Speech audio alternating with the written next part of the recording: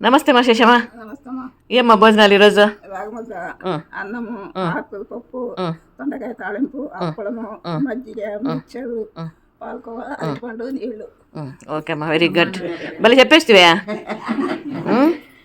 ఎంతైనా బుస్ కదా నువ్వు, బుస్ భలే జోరుగా ఉంటుంది కదా.